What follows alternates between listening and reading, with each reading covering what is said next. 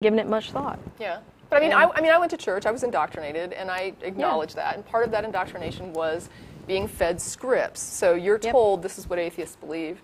You're told this is what Buddhists believe. You're told this is what Hindus believe. You never speak to a Hindu or a Buddhist or an atheist about what they believe because you already know because your preacher told you.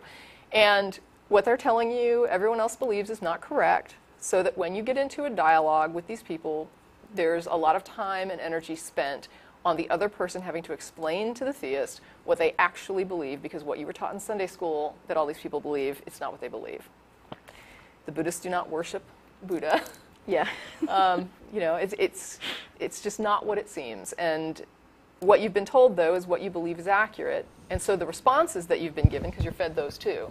This is what the Buddhist believes, and this is what's wrong with it. This is what the atheist believes. This is what's wrong with it.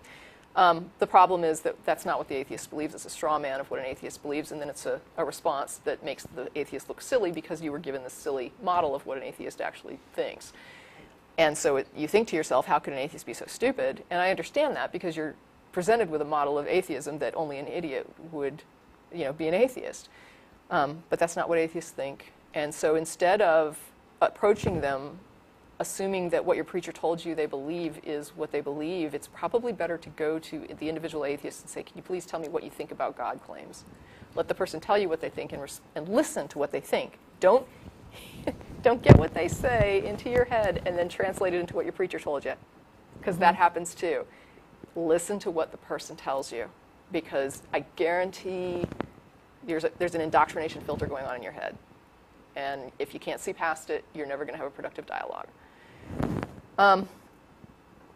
So if I support that X is something I actually would like to demonstrate is true, discrediting I don't think makes any sense. Right. And if I hate it, like if I hate God, then I'm not an atheist. And you simply don't understand the term atheist if you're putting forward that atheists hate God. You're either saying that you don't believe the person thinks what they're telling you they think, or you don't know what atheist means. But atheists cannot hate God. That is like, it's a nonsensical statement. A person who does not believe in something cannot hate the thing that they don't believe exists. And now you can hate the concept of it and what that does to people, just like a person can hate that homeopathy could be harming people without believing that homeopathy actually works. Okay? It's harming them by making them not get the treatment that they would normally get. It's not, you know, necessarily harming them because water is hurting people. So if it comes down to an inability, I guess, to understand what the atheist is actually promoting that they think, and you're not willing to actually listen to them, but my advice to the atheist is just stop the dialogue at that point. You're dealing with somebody that doesn't hear you, that can't hear you. The indoctrination is too deep, and they are not going to, the dialogue can't be productive. I just don't believe that it can, unless they can understand what you're saying. It's sad if you're in a position where you have to point out that not believing in something precludes hating it. It seems silly to have to point it out, and I want to say right now that, you know, feel free to tell them that they're being silly, because it is so silly that it deserves a reprimand.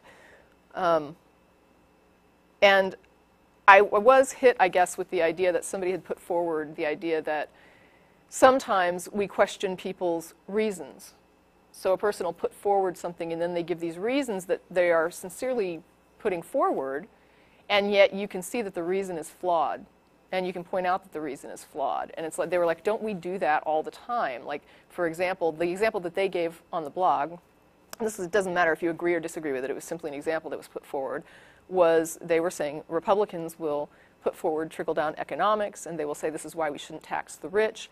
And they were pointing out that they believe that it was demonstrated that trickle-down economics doesn't work, and so we know that this thing they're putting forward, they don't believe.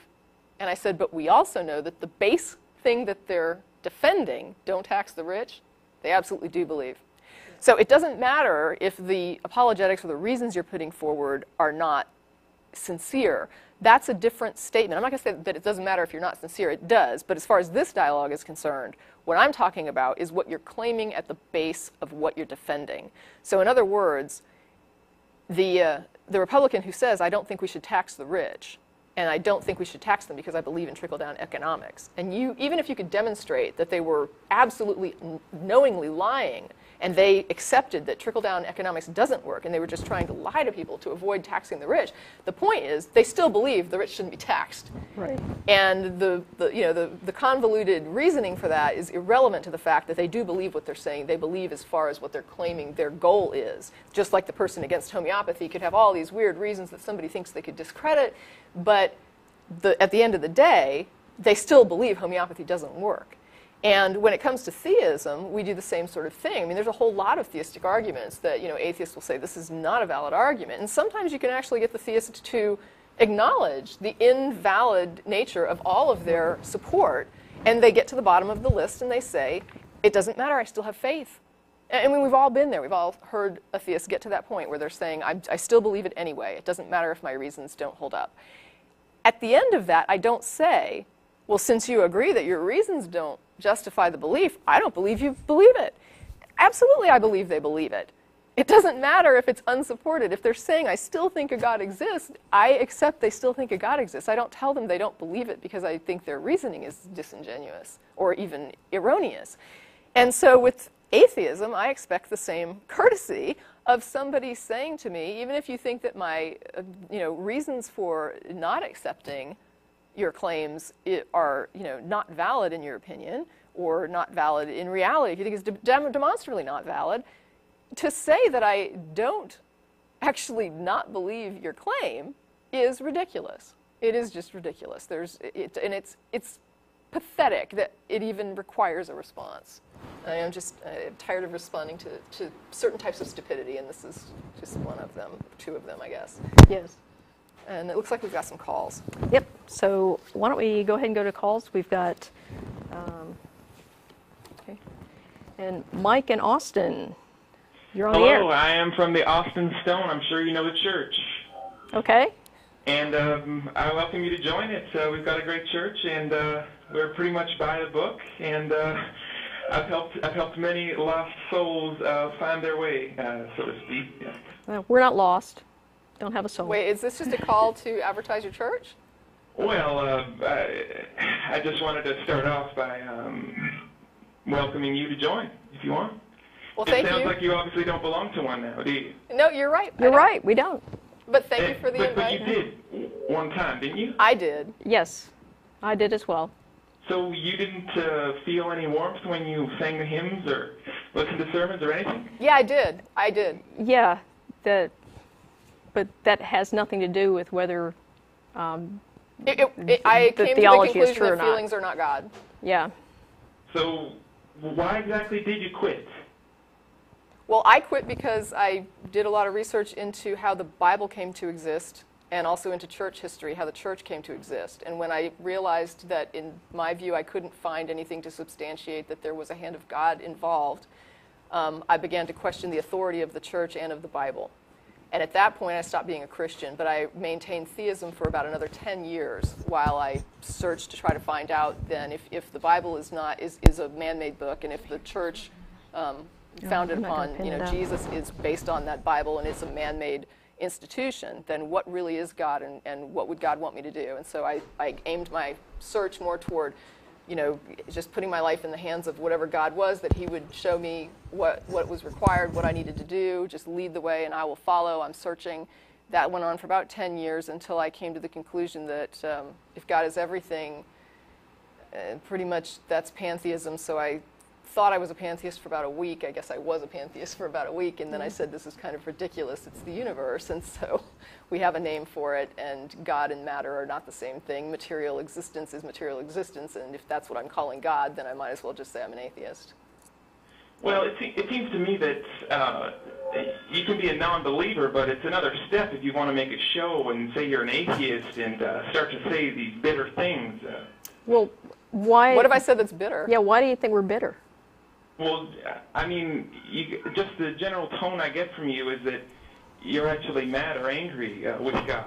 Gosh, we just oh had my that goodness! Is this a joke? Are you a Poe? Is this a Poe, or are you for real? Are you calling just to pull our legs, or is this a serious call? This is a serious call. Okay, so now wait a second. Do you understand that an atheist does not believe a God exists? Do you understand that?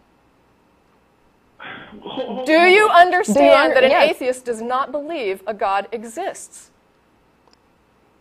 Yes, well, of course. Okay, then do you understand? Okay, I'm not accusing you of being stupid. I just want to make sure we're clear on our definitions. If you understand I don't believe a God exists, how does the statement "I'm angry at God" make any sense at all? Well, angry about religion, then, about this so-called institution you call it. It is an institution. I mean, even if you believe God produced it, it's still an institution, right? I mean, it's institutionalized. Well, you sure. said yourself that you felt some warmth when you went to church, that it just wasn't for you. But why do you have to make a show and say these things then? Well, did you not hear the example of the homeopathic remedy? Did you hear what I just talked about? If not, I'm happy to repeat it. I mean, really, if you were on the phone and you were on hold and you weren't really hearing it, that's fine. I'm happy to give you the example again. But the point is, I said that there would even be people that don't believe in homeopathy that would write to you and say, well, some people are helped just because they feel better because of a placebo effect, so why are you bitching about homeopathy? But the fact is there's a lot of people harmed by homeopathy. Well, and who does the church harm? Who does the church harm? Are you kidding? We have, first of all, Christians in Nigeria who are killing their own children because God said to not suffer witches to live, and they believe their children are witches. We have Christians in Uganda who are passing laws they wanted to execute homosexuals as a crime, but now they've made it life in prison. We have Christians in Africa that are missioning and telling people in AIDS-ridden nations not to wear condoms. We have Christians here in Austin, Texas, who don't think that a woman should have a right to choose, that are down on women's rights. We have Christians across the U.S. who are trying to trample the rights of gays, who are trying to keep them from... I personally find it a bit insulting for you to say that my church is bad people. They're good people at my church. We didn't say... When did I say that your church is bad people? You asked me to give you examples of the harm that religion causes, and I just listed some. You don't think there are atheists who do bad things? I could tell you about them. How would that make you feel? Wait a minute. Well, you didn't ask me to provide examples of that. You asked me specifically for examples of the harm that religion causes. You asked for that, and I provided it. How is that offensive to you? Well, I didn't do anything wrong to anyone. In fact, I think I'm a pretty good person. No one said you did. You didn't ask me to give you examples of wrong you've done. You asked me to give examples of harm that the church has caused, that religion has caused, and I provided those examples. How is that a problem? Well, why should that offend you? Why did you even ask for examples if getting those examples was going to upset you? All right then. Well, why don't you just have someone like Dr. Craig on your show? Why do you always beat up on random people who call in? Why don't you have some actual theologians on your show? Stop. We're not beating up anybody. I'm answering your question. And listen, there are however many religious shows on public access television and network television. And there's this one atheist show here in Austin, Texas. Why should we give airtime to a professional apologist? Because they're actually educated on the subject. So you might actually have a challenge. I think you guys are too scared to have the serious guys on. None of us are professional atheists, whatever that would entail. Okay? We're inviting people to call and tell us what they believe, why they believe it, and why we should believe it too. Right, but the other point, I want to just reiterate what Jen said earlier, because I want to make sure you heard this. There are hours and hours and hours of TV and radio and in doctrinal institutions around the globe going nonstop promoting religious indoctrination and religious belief. And I really think it's ridiculous to get upset at a 1-hour atheist amateur program that's put out weekly by an educational foundation here in Austin that's really just about putting out information on atheism. You think that 1 hour dedicated by a bunch of amateur atheists, producers and cast and crew is really that intimidating to you? It's not intimidating. It certainly bothers people. It certainly bothers you. Church. It bothers you? Yeah, but I mean, look at all the airtime you've got. I mean, for one billboard we put up in Austin, how many religious billboards do I pass every day? No wonder we have more shows. We're about 99% of the country.